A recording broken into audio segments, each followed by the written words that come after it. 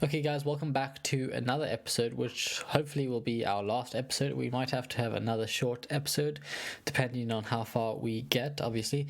But in today's episode, we are going to be focusing on what are we going to be doing? We're going to be focusing on trying to finish the game in terms of the actual gameplay. So when we play the game, there's no way of the game to actually end. So we want to go in and ask ChatGPT if it can generate a way for the game to end. And the way we'll do that is probably by when the we'll say it in the code when one of the players reaches a certain amount of points, then we will go ahead and award that player the win.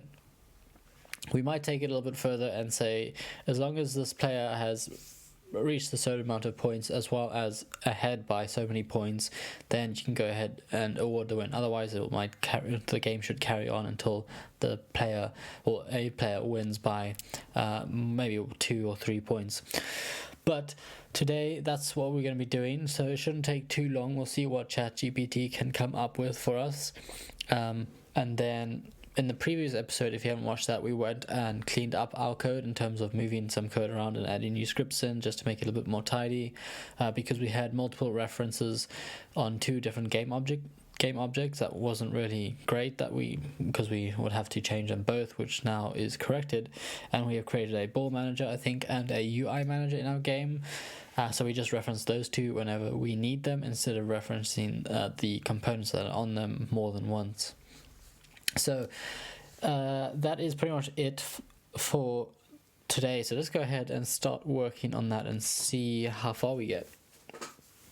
So the first thing we're going to do is we need to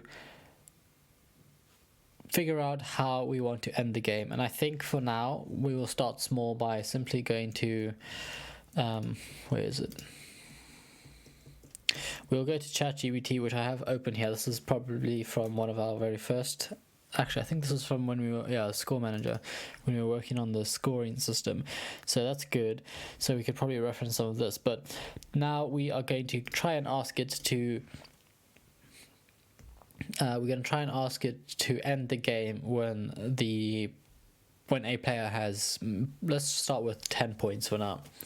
So let's see, in our score manager, actually let's go and have a look, because we changed all of our code, so that might be a little bit of a problem, because we added in a global class which keeps track of both scores from each player. So let's do this. In ChatGPT, we are going to ask it to create a C#. Actually, I don't think we need to do that, because we are currently using C# in the window or in the chat, so it should remember that. So let's test it out and go and say, create a new... Actually, do we want to do it in a new script? Let's just say this: create a way of ending the game when one player has reached 10 points. Let's see what it comes up with. So hopefully it will generate a script from us, which it's going to, because here's a modified version of the scripts, and adds a way to end the game when one player has reached 10 points. Okay, so it's doing it in the score manager, and we've got a reference to both scores. We've got reference to the text on what the UI scores. We've got the ball prefab. Okay, that's fine. So in the start method, it just goes and gets the ball instance. Okay, gets the script off of the Pong ball and attaches it to the Pong ball script reference, so on collision. Okay, so we don't need any of that, so we have to wait for it to finish generating the okay, so that's what it's doing it here. So if it's saying if the player 2 score is greater than or equal to 10, then end the game. So it should generate this method as well. So otherwise it returns, and then it does everything else in here. So else if it's going to pretty much do the same thing but for player 1. So this should say if it's player 1 score is greater than or equal to 10, then end the game, otherwise return. So now the only thing we need to see what it does now is to see what it puts in the end game method. So let's see, endgame debug.log. Okay, so it's just going to print out a message to the console, okay, which is okay for now. So let's go and see what we can do with this. So a new private method endgame has been added. The method simply logs game over to the console for now. When either player 1 or player 2 has reached 10 points, the endgame method is called and the game ends. Okay, so let's go and see where we can put this in our scripts. But so I can't just simply copy that script, because remember, if you haven't watched the previous episode, go ahead and watch that, because we went and we tidied up the game and we moved some stuff around. So like in the score method, score manager script, in the one that ChatGPT has created, no longer has, where is it?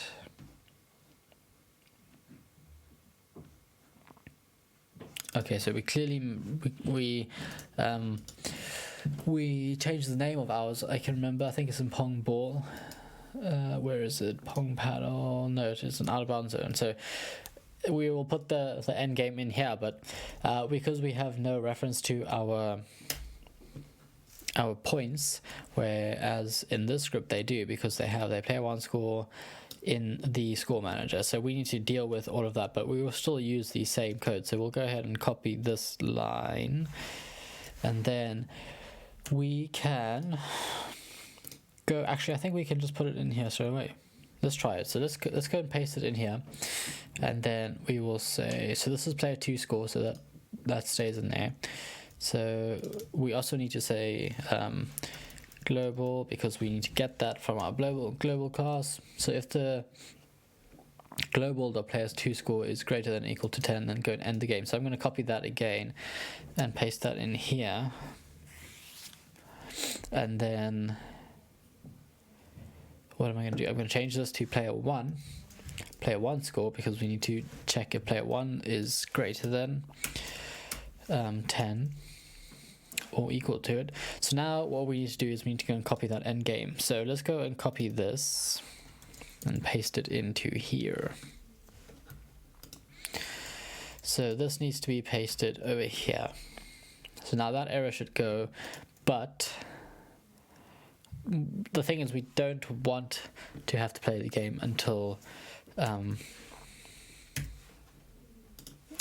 because that'll take forever. So let's go and change that to 2 for now, and then we are going to change this because we don't only want a game over message to be logged into the console, where we actually want a panel to come up so that they can start the game again. So for now, let's just test and see if this works. So let's go play the game. Now I need to remember to control both of these. Okay, so let's go and make player. We can't do that because we haven't figured out how to move the ball again. So I'm going to change this to 1, and then we should be able to see if it works. So let's play the game. Now we don't have to do anything because the ball should go into the out of bounds zone. So we should get a console message, which we don't. Did we save that? We did. If global.playerscore is greater than or equal to 1, then end game. We did say that, but it didn't do anything. Let's go and let's see. Destroy collision.game object. I'm gonna move this and put it right underneath here, and the same for this one. I'm gonna remove that and put it right over there, just like that. Not that that will probably make any difference, but you never know. Let's go and play the game and see what happens. So play, and then hopefully now that when the ball goes out of bounds, okay, so what?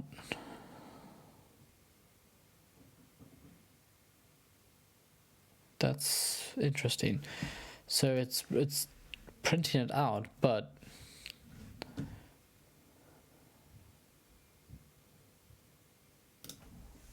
interesting. So what it's doing, it's actually reading. Okay, I know why it's doing that. Because if the score is equal to 1, it's going to go and return out of this method. So it's not going to go through these two methods here. So what we can do is we can simply just do this. Let's go and say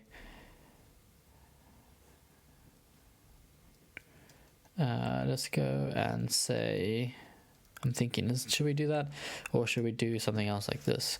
Let's try it. We don't have to do this. We could just simply just copy this line of code and put it in here, but let's do this. Let's go and say private void, and then this is going to be called destroy ball. I'm going to cut that out, paste that in there, and then we're going to need to pass in the collision 2D and collision in here, just so that we get rid of that error. So now we can go and do this. Here we can just say destroy ball collision and pass that in.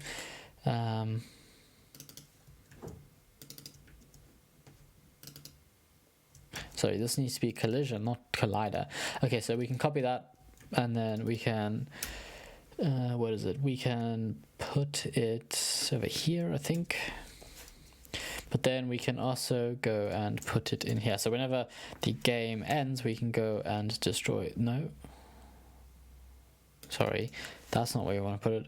We want to go and put it. What am I doing with this? I'm confused. So end the game. And then in here, this is where we want to go and say destroy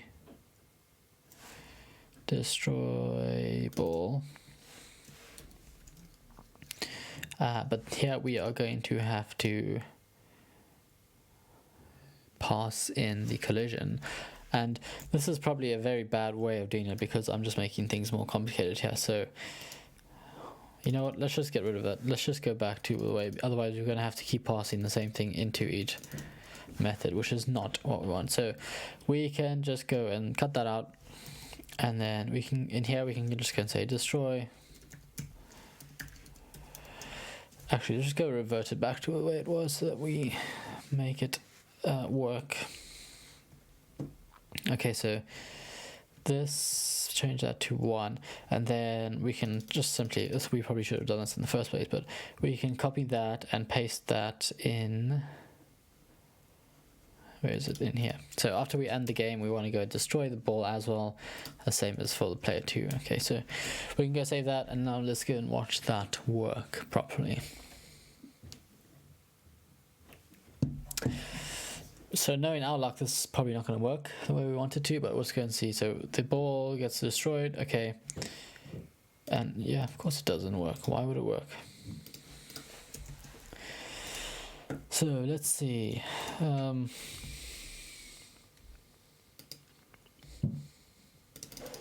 Let's go and paste it up here again and see if that makes a difference. What, did I not cut it all out? Okay, I didn't. So we'll copy, or we'll cut it out and paste that in here, and then we will cut this out and also paste that up there. Save that.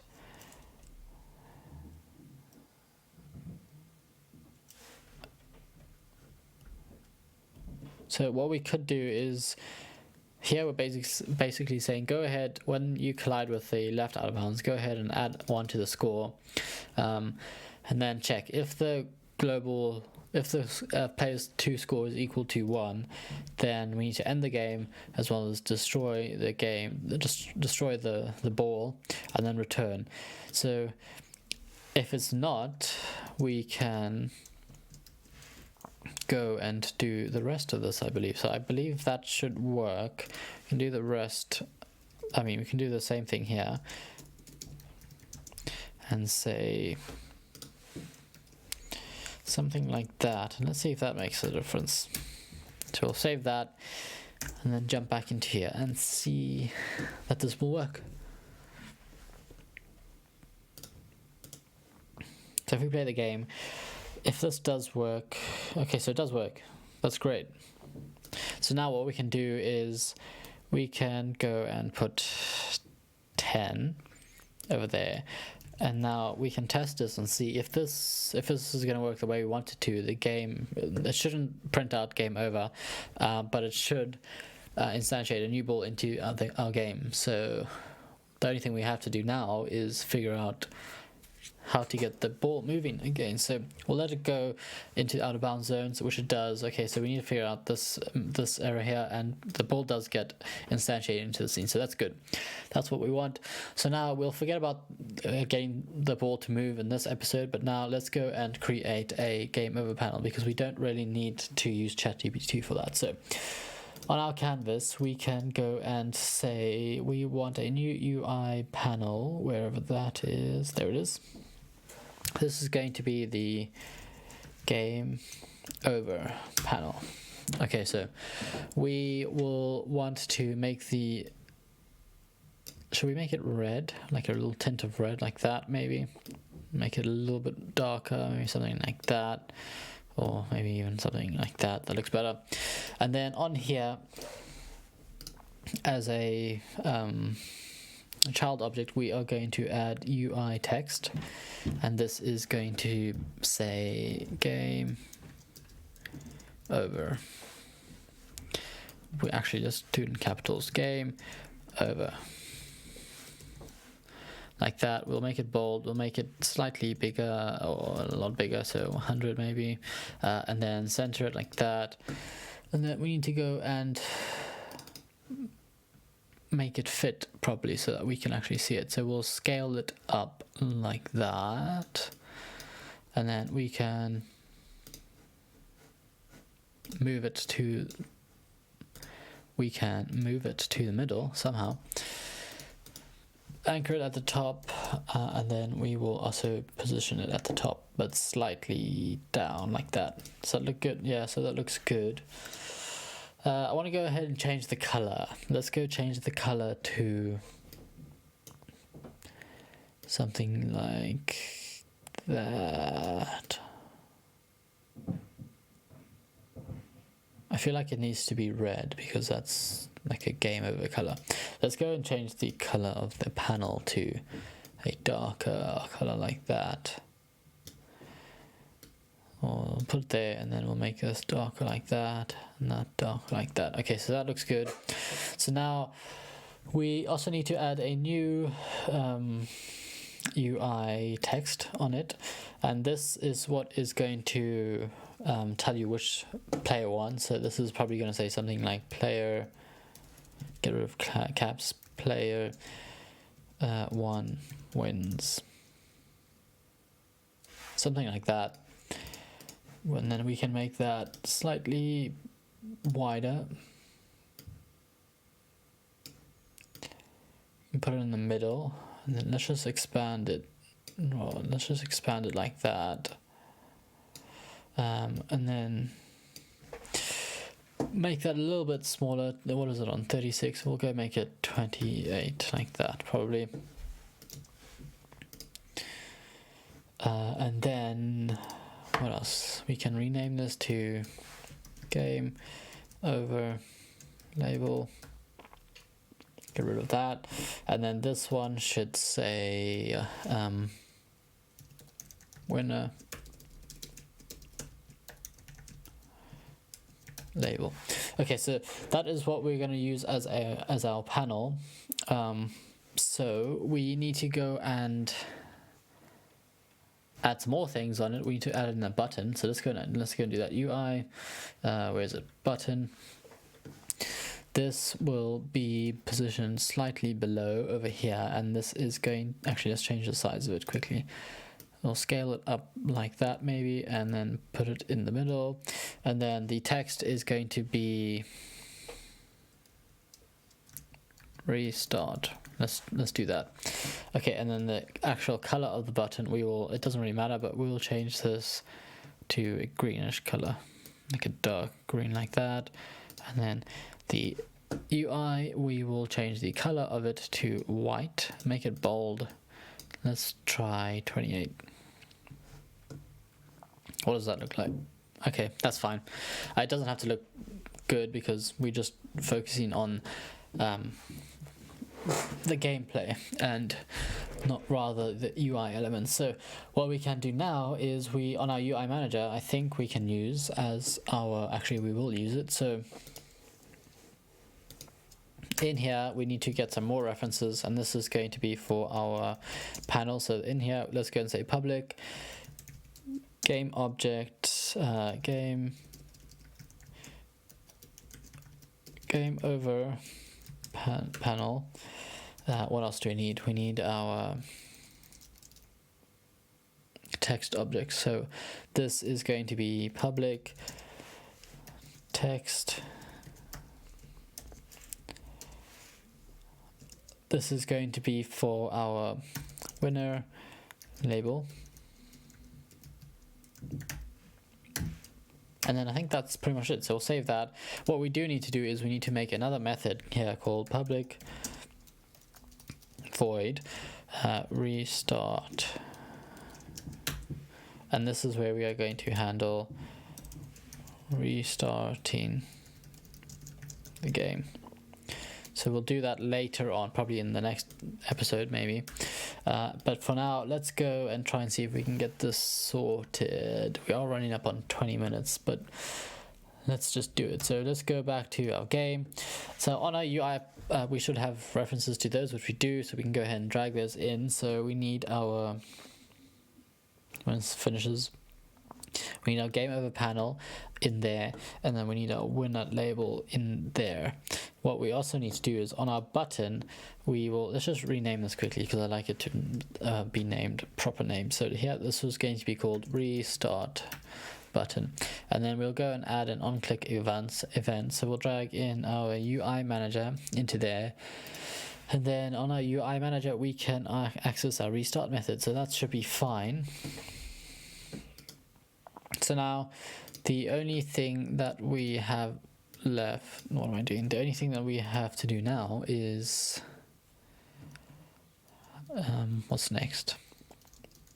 Oh, we need to go and display something in this message here. But before we do that, we need to get our game over panel to actually be set active when the game ends. So for now, let's go and disable it by checking that box.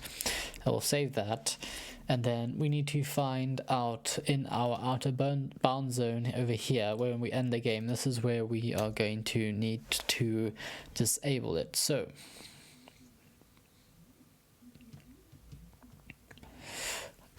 we could do, we can get a reference to it in this class, but we also have a reference to it in our UI manager over here, there.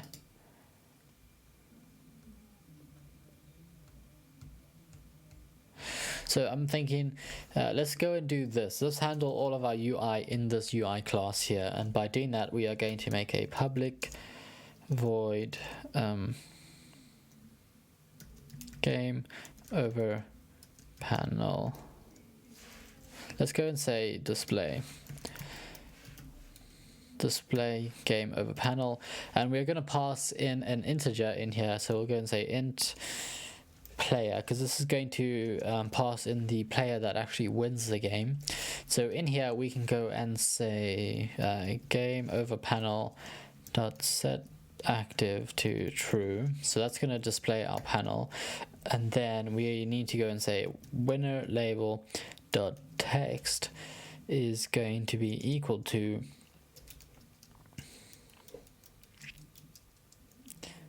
this is going to be equal to, what is it going to say? Player, that's wrong. Yeah, player, but rather player.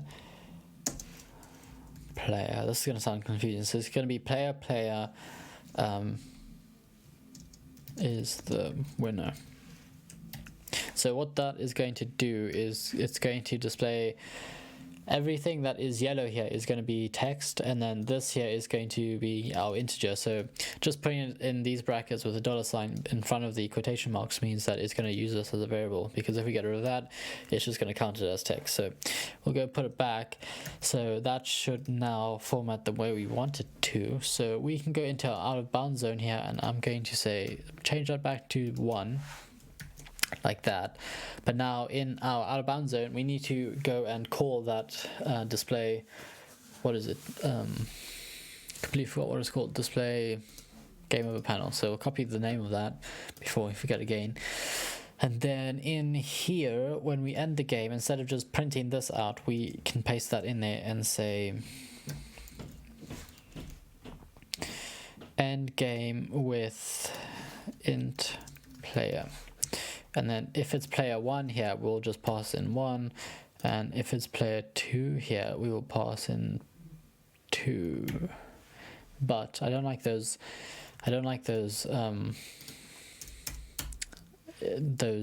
hard-coded numbers. So in our global class, we can go and say public static int player 1 is going to be equal to 1. And then we'll do the same and say player 2 is obviously equal to 2. And then back in our out of bounds here, we can go and say global dot player 2, because this is for player 2, and then this is going to be global dot player 1, because that's for player 1. Okay, so in here we also need to say player, because we'll pass in the player that we that player that wins. But now you can see there's an error here because we don't have access to this method from another class, so we need to go and get that. So what we can do is we can copy this, because we're going to do it the same way, and paste that in there, and then this is going to be our UI manager, and then this is going to be our UI. This is going to be UI manager, and then we'll call it UI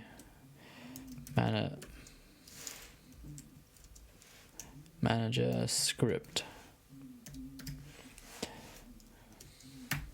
So we shall save that, and now we can simply go and say UI manager scripts dot display. So let's name that the same, so that should be fine. So that should give us access. So the one thing we have to do next, and probably the final thing, is actually before we do that, we can copy and paste that and then change this to UI manager. This is going to be our UI manager. What else? Let's just go make this capital because it looks better. UI manager, and we'll have to change that there. But the thing is, we want to get our UI manager off of that, so we'll type that in there, and that should be fine. So that's going to go and assign the UI manager script to the actual UI manager script variable over there, and it's going to get that by getting the component off of our UI manager game object, which is this guy over here. So we're going to have to drag and drop that in. So on our out of bounds zone